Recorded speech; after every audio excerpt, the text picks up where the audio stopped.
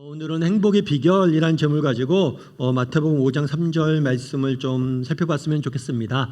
올해 첫 주일 예배죠. 2025년 새해에도 또 하나님께서 주신 은혜가 여러분의 삶과 가정 가운데 더욱 풍성히 넘쳐나길 바랍니다. 그리고 올 한 해 베풀어질 하나님의 은혜에 대해서 기대하는 마음을 가지고 기쁘게 날마다 예배하는 저희 공동체가 되었으면 좋겠습니다. 오늘 우리가 읽은 본문은 흔히 말해서 팔복이라고 알려져 있는 복이에요. 말씀이에요.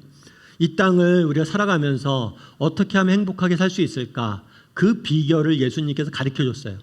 이 땅에서 우리가 행복하게 살아가는 8가지 비결을 가르쳐줘서 이 말씀을 팔복이라고 부릅니다. 어떻게 하면 우리가 복을 받을 수 있을지에 대해서, 행복을 누릴 수 있을지에 대해서 삶의 태도 8가지를 가르친 게 이 팔복의 말씀이에요.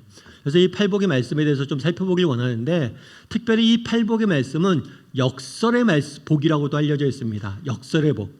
역설의 복이라는 것은 역설이라는 게 앞뒤가 안 맞는다는 거죠. 그러니까 왜 그럼 역설의 복이라고 부를까요? 그러니까 예수님께서 전혀 행복할 것 같지 않은 사람들을 행복하다고 말씀하셨기 때문이에요. 객관적으로 봤을 때 전혀 행복할 이유가 없는데 그런 사람이 행복하다라고 말씀했기 때문에 역설의 복이라고 이야기하는 거죠. 대표적으로 오늘 본문이죠. 가난한 사람이 복이 있다. 어떻게 가난한 사람의 복이 있지? 또 눈물 흘리는 자가 복이 있다. 또 핍박받는 자가 복이 있다. 전혀 행복할 것 같지 않은 사람들에게 행복하다 말했기 때문에 역설의 복이라고 말하고 있습니다. 그만큼 팔복은 우리의 인간적인 생각과 사고를 뛰어넘는 놀라운 비밀이 담겨져 있는 말씀이라고 할 수 있어요. 저는 오늘 여러분과 함께 이 팔복 말씀을 가지고 어떻게 하면 2025년 새해 우리가 정말 하나님이 주시는 은혜와 축복을 누릴 수 있을지에 대해서, 복된 삶을 살 수 있을지에 대해서 몇 가지 이야기를 좀 나눠봤으면 좋겠습니다. 첫 번째로 오늘 본문에서 알 수 있는 건 뭐냐? 그것은 뭐냐면 내면의 행복이에요. 내면의 행복. 우리의 행복은 내면에서 시작되어야 된다는 거예요. 오늘 본문의 3절 말씀을 다시 한번 읽어볼까요? 같이 읽도록 하겠습니다. 심령이 가난한 자는 복이 있나니 천국이 그들의 것이미요. 심령이 가난한 자는 복이 있나니 라고 말합니다. 오늘 본문에서 우리가 알 수 있는 게 있어요. 첫 번째는 뭐냐면 하나님의 마음이에요. 하나님의 어떤 마음이냐? 하나님이 우리에게 원하시는 것은 무엇이냐면 우리가 행복한 삶을 살길 원하세요. 정말 우리가 불행해지길 하나님이 원하시지 않아요. 기독교나 하나님에 대해서 우리가 갖고 있는 오해가 있어요. 그건 뭐냐면 우리가 예수를 믿으면 세상 즐거움 다 버리고 세상 기쁨 다 버리고 고생하고 정말 눈물 흘리고 땀 흘리고 그런 수고하고 그런 눈물과 땀, 희생 이런 것들만 종교나 믿음, 기독교에서 떠올리기 쉬워요. 하지만 그렇지 않아요. 기본적으로 하나님의 마음은 우리에게 뭘 주길 원하시는 거예요? 행복을 주길 원하세요. 복을 주길 원하세요. 아니, 우리가 행복한 삶을 살길 원하시는 게 하나님의 마음이에요.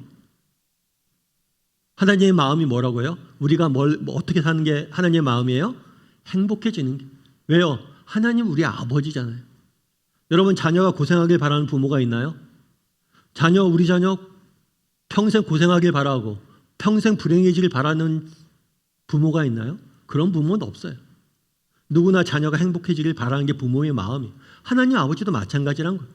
우리가 행복해지길 바라는 게 하나님의 마음이에요. 그런데 문제는 뭐예요?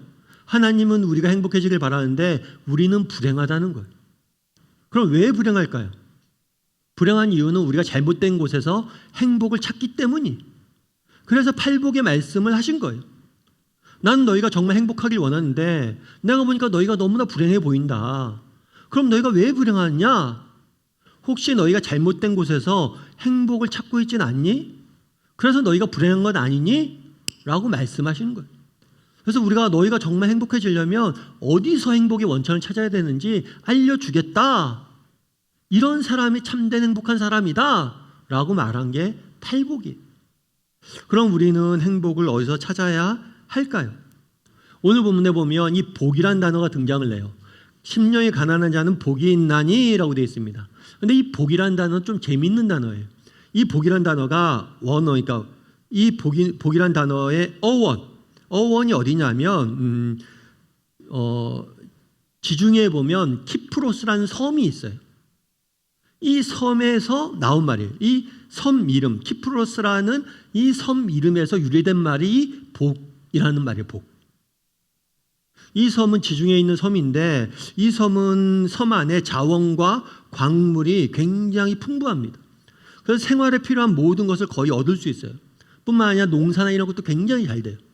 그래서 내가 이 섬에 살면은 섬 밖으로 나갈 이유가 없어요. 왜냐하면 이 섬에 모든 게 갖춰져 있기 때문에. 그래서 이 섬은 굉장히 모든 것이 갖추어진 섬으로 알려져 있는 거예요. 그럼 왜 복이라는 단어를 이 키프로스라는 섬에서 비롯된 단어에서 차용을 했을까요? 그 이유는 뭐냐면 복의 원천이 외부가 아니라 내면에 있음을 보여주기 원하는 것. 그래서 이 복이라는 단어의 안에는 어떤 뜻이 들어있냐면 그 안에 담겨 있다. 그 안에 원천이 있다. 이런 의미가 담겨 있는 거예요. 즉 행복이란 뭐냐? 행복은 외적 조건이 아니라 너희의 내면의 상태에서 찾을 수 있다라고 하나님은 예수님 말씀하신 거예요. 우리는 흔히 행복을 외적 조건에서 찾기 쉽습니다. 좀 더 좋은 환경, 경제적 풍요, 편리한 생활, 좋은 학교, 좋은 직장, 이런 것들에 좋은 집, 이런 것들에서 행복의 원천을 찾기가 쉬워요. 물론 이런 외적 조건도 외적 환경도 우리 행복에 영향을 줍니다. 뿐만 아니라 우리 행복을 구성하는 굉장히 중요한 요소 중에 하나예요. 하지만 이런 외적 조건이 행복을 결정짓진 못해요. 다르게 말하면 외적 조건이 행복을 구성한 하나의 요소이긴 하지만 외적 조건이 좋다고 행복해지는 게 아니에요. 사이콜로지 투데이라는 미국의 유명한 심리학 잡지가 있습니다. 이 잡지에서 뭘 했냐면 미국 전역에 미국의 전역에 있는 사람들 대상으로 해서 행복도에 대해서 조사를 했어요. 그런데 생각해보면 여러분 미국이 굉장히 큰 나라잖아요. 다양한 인종이 살고 있고 다양한 민족이 살고 있고 또 다양한 환경이 있잖아요. 어떤 데는 대도시고 어떤 데는 완전히 시골 오지고 전화도 안 되는 데도 있고 통신도 안 되는 데도 있고 이렇게 다양한 환경 속에 사는 사람도 있잖아요. 그런데 다양한 환경 속에 사는 사람들의 행복도를 다 조사를 해본 거예요. 그런 다음에 내린 결론이 뭐냐? 이런 외적 조건은 행복과 무관하다는 결론을 내린 거예요. 즉 어디에 사는지, 어떤 환경, 어떤 조건에 사는지에 따라서 행복과 무관하다는 거예요. 예를 들어 대도시는 얼마나 편하고 좋아요. 그럼 대도시 사는 사람의 행복도가 높아야 되는데 그렇지 않다는 거예요. 우리가 생각하기엔 낙후된 시골, 여기서 사는 사람의 행복도가 떨어질 것 같은데 그렇지 않다는 거예요. 그가 어떤 조건 속에서 어떻게 살아간지는 그 사람이 느끼는 행복도와 전혀 상관없다는 결론을 낸 거예요. 경제적 부도 마찬가지죠. 여러분 돈을 많이 벌면 행복해질까요? 네, 질문이에요. 질문 여러분. 돈을 많이 벌면 행복해질까요? 네, 행복해져요. 돈을 많이 벌면 행복해지는데 조사를 해보니까 그랬다고 그러더라고요. 뭐냐면 가난할 때는 돈을 벌면 벌수록 행복도가 올라가요. 그런데 가난에서 벗어나서 점점 부유해지나요? 점점 부유해지면 부가 증가한다 행복도가 올라가지가 않아요. 가난할 때는 정말 먹을 게 없을 때 돈을 벌어서 먹고 살면 행복해지죠. 그런데 어느 정도 부가 축적이 돼서 잘 살게 되면 더 이상 부가 증가한다고 행복해지는 게 아니에요. 그래서 영국의 어떤 조사를 보면 이런 조사를 했어요. 사람이 얼마큼 돈을 벌면 행복을 느끼냐면 12억까지 벌 때는 돈의 증가와 함께 행복이 증가한대요. 그런데 12억이 딱 지나면 돈의 증가와 함께 행복이 증가하지 않는데. 그럼 12억이 되기 전까지는 돈을 계속 벌어야겠죠. 아무튼 중요한 건 뭐냐면 우리가 돈을 많이 벌면 행복해질 것 같은데 그런 시기도 있어요. 그렇다 없다고 하면 거짓말이죠. 하지만 여러분 부가 증가할수록 행복이 증가하지 않아요. 좋은 환경이 되고 더 많이 가지고 더 많이 누리면 행복해질 것 같은데 그렇지 않다는 거예요. 뿐만 아니라 이 외적 조건, 외적 환경은 뭐예요? 계속해서 끊임없이 변해요. 예를 들어서 내가 건강해서 행복하다. 아, 나는 건강해. 그래, 나는 행복해. 이렇게 생각한다면 나는 언젠간 뭐예요? 반드시 불행해져요. 왜요? 우리의 건강은 영원하지 않기 때문이에요. 우리의 건강은 끊임없이 변하기 때문이에요. 내가 좋은 직장에 취직해서 행복하다.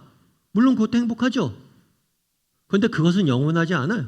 왜요? 언젠가 저는 그 직장에서 나와야 돼. 내가 승진해서 행복하다. 근데 이거 영원하지 않아요. 오히려 빨리 승진하면 빨리 퇴직해야 돼요.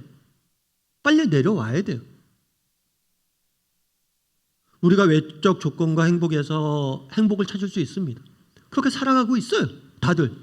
그런데 그것은 끊임없이 변하잖아요. 외적 조건과 환경은. 그리고 그런 것들은 참된 행복과 기쁨을 우리가 주지 못하잖아요. 그렇기 때문에 이야기하는 거예요. 너희가 자꾸만 외적 조건과 행복 속에서 외적 조건 속에서 행복을 찾는데 복이란 건 그런 게 아니란 거예요. 복이 있나니라고 이야기하잖아요. 복이란 건 그런 게 아니다. 복이란 건 어떤 거예요? 외적 조건이 아니라 우리 내면에서 찾아야 된다는 거예요. 내면의 상태에서. 여러분 오프라 윈프리를 잘 아실 거예요. 이분 같은 경우에 TV 토크쇼계의 여왕이라고 알려져 있어요. 그리고 전 세계에서 가장 영향력 있는 인물 중에 한 명이라고 알려져 있습니다. 이 사람의 SNS 팔로워 수가 6천만 명이에요. 여러분 우리나라 인구보다 더 많은 사람들이 이 오프라 윈프리의 말 한마디를 듣고 따르고 주목을 하는 거예요. 엄청난 영향력이에요. 그런데 이 사람이 많은 사람들이 이렇게 영향력을 미친 계기는 이 사람이 조금 입지전적인 인물이기 때문이에요. 원래 이 사람은 태어나자마자 어머니로부터 버림을 받았어요. 그래서 할머니와 함께 살아야만 했어요. 불우한 어린 시절을 보내야만 했고 정말 크고 작은 어려움들이 많았어요. 굴곡진 인생을 살았어요. 그럼에도 불구하고 그녀는 꿈을 버리지 않았고 끝까지 꿈을 위해서 도전을 했고 마침내 꿈을 이룬, 그래서 미국 방송계에서 가장 성공한 인물이 된 사람이에요. 그런데 이분이 쓴 책 중에 내가 확실히 아는 것이라는 책에는 이런 표현이 있어요. 이런 말이 나와요. 뭐라고 되어 있냐면 나는 더 많은 부와 더 많은 일, 더 많은 재산 목록을 쌓아왔다. 모든 것이 엄청난 속도로 불어나는 듯 했다. 나의 행복만 제외한다면 말이다. 어째서 이렇게 수많은 선택권과 기회를 가진 내가 기쁨을 느낄 시간이 조금 더 없는 사람들 틈에 끼게 된 것일까? 무슨 얘기예요? 내가 정말 열심히 성공하려고 노력했고 정말 성공했다는 거예요. 그로 인해서 명예를 쌓았고 부를 쌓았고 엄청난 선택권과 기회가 내 인생에 쏟아져 왔다는 거예요. 그리고 이게 엄청난 속도로 지금 증가하고 있대요. 그런데 유일하게 내 부도 늘어나고 있고 일도 늘어나고 있고 기회도 늘어나고 있고 명예도 늘어나고 있고 인기도 늘어나고 있고 다 늘어나는데 한 가지는 늘어나지 않는다는 거예요. 뭐가요? 행복이. 행복이 안 늘어나는데 행복하지 않대요. 그래서 고민했대요. 왜 행복하지 않았나? 여러 가지 원인이 있겠지만 자기가 발견한 원인 중에 하나는 뭐였냐면 내 안에 감사가 사라졌기 때문에 그런 것 같다라고 쓰더라고요.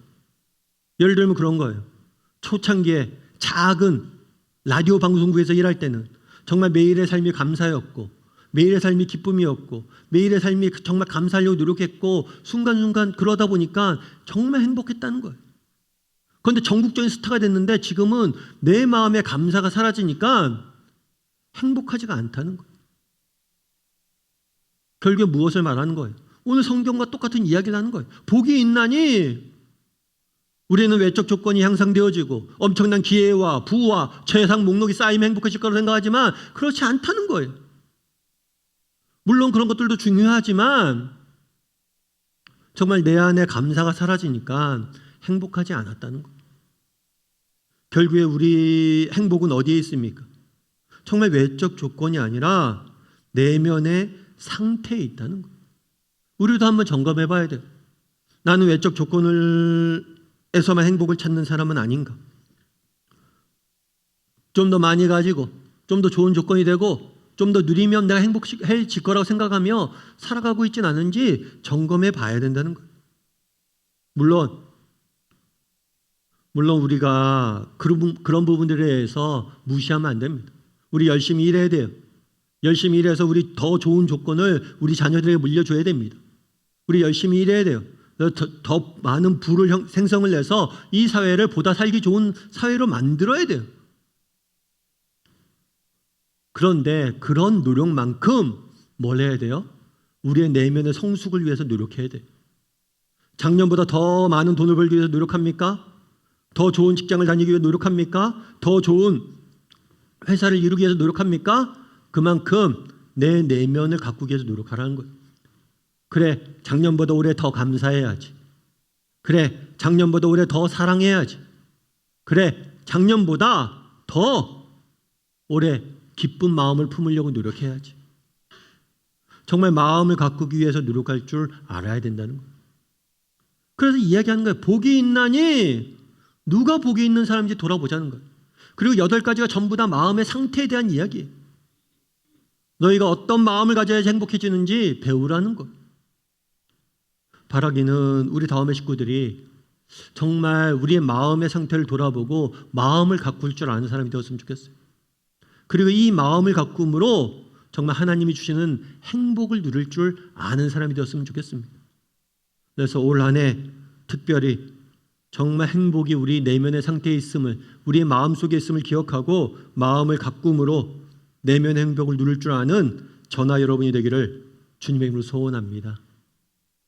특별히 정말 올 한 해 그럼 어떻게 우리가 마음을 가꿔야 되느냐? 무엇보다도 여러분 예수님의 마음을 좀 닮아가려고 노력하는 한 해가 되었으면 좋겠어요.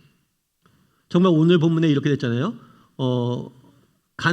심령이 가난한 자는 복이 있나니, 한글로는 복이 있나니라고 되어 있어요. 그런데 원어로 좀 더 보면 감탄사예요. 가난한 사람의 마음이 가난한 사람들의 행복이요 라고 감탄하는 거예요. 다르게 말하면 이 감탄은 내가 맛보아 알았을 때 나오는 감탄이에요. 다르게 말하면 이것은 예수님이 누리신 거예요. 가난한 마음에 심정에 가난한 자는 행복하다라고 말씀하셨는데 이것은 그냥 머리에서 나온 게 아니에요. 예수님이 직접 경험하고 내가 그런 마음을 푸니까 내가 행복을 누렸다라고 이야기를 하는 거예요. 그래서 이 팔복은 예수님의 초상화라고도 이야기를 합니다. 그래서 여러분 올해 우리의 내면이 조금 그러잖아요. 복이 있나니 이 말의 의미가 내면의 상태에서 마음의 상태에서 행복을 추구할 줄 알아야 된다라는 의미라면 그럼 우리를 어떻게 우리 마음을 갖고 갈 것이냐. 올 한 해는 좀 예수님을 닮아갔으면 좋겠어요. 예수님의 마음을 닮아가려고 노력했으면 좋겠어요.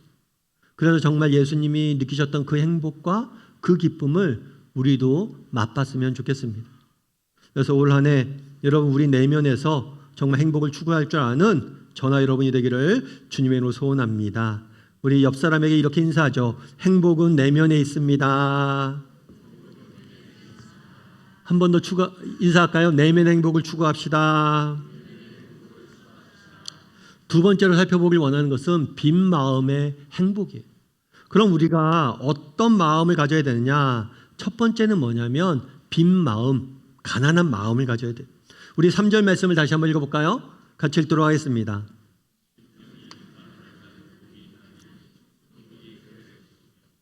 네, 마음이 가난한 자는 복이 있대요. 그럼 여러분 마음이 가난하다는 건 뭘까요? 마음이 없다는 걸까요? 마음을 적게 가졌다는 걸까요? 마음이 도대체 가난하다는 건 뭘까요? 이 마음이 가난하다라는 단어는 어떤 의미냐면 하나님과 인간 사이의 관계에서 우리가 가져야 될 마음의 태도예요. 여러분 가난한 사람, 이 가난하다는 단어는 특별히 단순히 부족하다라는 의미가 아니에요. 파산됐다라는 의미예요. 파산됐다. 그러니까 완전히 파산된 것, 완전히 없는 상태예요. 여러분 집안이 파산이 됐어요. 그럼 여러분 어떻게 하겠어요?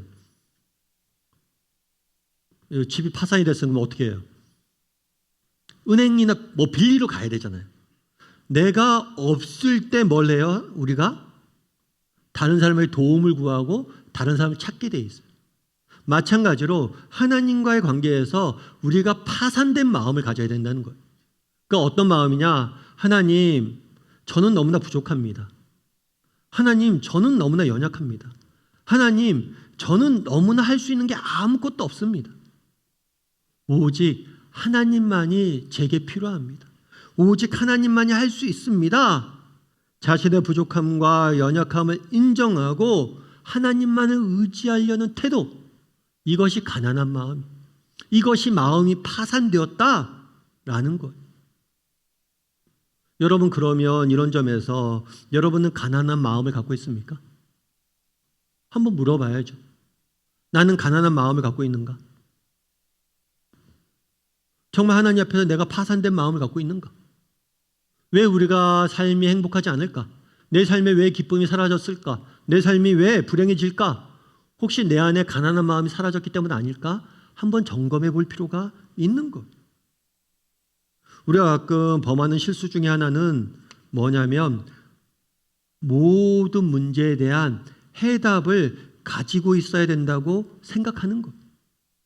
내가 모든 문제에 대한 해답이 있어야 되고, 내가 모든 것을 해결할 수 있어야 되고, 내가 모든 것을 풀 수 있어야 된다라고 생각하는 것. 그런데 여러분 그렇습니까? 여러분 정말 여러분이 인생에 2025년도 올해 우리가 살아가야 돼요. 여러분 2025년도 올해 살아갔는데 여러분 우리가 다양한 삶의 경험들을 오래 하겠죠. 다양한 인생의 문제들을 만나겠죠. 이 문제들을 여러분 스스로 해결할 수 있나요? 여러분 스스로 그 모든 문제들에 대한 인생의 문제들에 대한 해답을 여러분들이 가지고 있나요?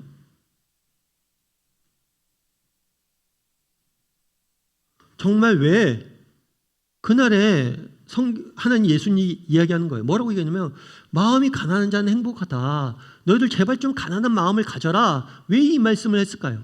다르게 말하면 이렇게 말씀하시는 거예요. 뭐라고 얘기하냐면 너희들 왜 그렇게 인생의 무거운 짐들을 많이 쥐고 사니? 왜 너의 인생의 모든 문제를 너 혼자 지고 사니? 라고 이야기하는 거예요. 여러분 그렇죠. 여러분 우리가 자녀를 양육함에 있어서 우리가 열심히 한다고 자녀가 잘 되나요? 여러분 정말 우리가 자녀 잘 키울 수 있어요? 여러분들이 노력해서 정말 자녀가 잘 되게 만들 수 있어요? 아마 장담할 수 있는 사람은 없을 거예요. 아마 오은영 박사도 장담 못할 거예요. 여러분 우리 중에 내 자녀를 정말 내 노력으로 진짜 잘 양육할 수 있다 장담할 사람 없는데 마치 어떻게 하는 거예요? 마치 내 힘으로 내 자녀 잘 양육할 것처럼 모든 걸 책임지고 살아가는 사람들이 많아요. 직장 문제도 마찬가지죠. 여러분 직장에서 일터하죠. 어떤 사람은 사업을 하고 어떤 사람은 직장에서 일을 합니다. 여러분 힘과 지혜로 능력으로 여러분 올 한 해 여러분 직장 정말 잘 되게 만들 수 있어요? 정말 여러분 장담할 수 있어요? 여러분 장담할 수 있냐고요. 어떤 예전에 뭐 그런 얘기를 좀 하더라고. 어떤 분이 이야기하는데 이렇게 사업 운영하는 사람들 중에서 그렇게 미신 믿는 사람들이 많대요. 왜 미신 믿는 사람이 많냐? 자기가 사업이 왜 잘 되는지 모른대요, 자기도. 여러분 우리가 잘해서 잘 되는 것 같아요? 그런데 우리는 마치 모든 것을 내가 책임지고 내가 잘할 수 있고 내가 다 이룰 수 있는 것처럼 살아간다는 거. 제발 그러지 말라는 거예요. 그래서 예수님이 이야기하시잖아요. 수고하고 무거운 짐진 자들아 다 내게로 오라. 그리고 내게 맡기라는 거예요. 여러분 심령이 가난한 자는 어떤 자입니까? 우리의 부족함과 연약함을 인정하고 하나님께 맡기는 자예요. 그럼 여러분들은 그러고 있습니까? 여러분들은 그러고 있는지 점검해 봐야 돼요, 우리가. 내가 정말 하나님께 맡기고 있는가? 정말 내가 심령이 가난한 자인가? 내가 정말 하나님께 맡기고 있는가? 그래서 우리가 한번 점검해 봐야 돼요. 나는 정말 가난한 마음을 갖고 있는가? 그럼 내가 가난한 마음을 가지려면 어떻게 해야 됩니까? 여러분 가난한 마음을 가지려면 여러분 먼저 선포하세요. 오늘 집에 돌아갑니다. 가정에 들어갑니다. 하나님, 우리 가정 당신이 필요합니다.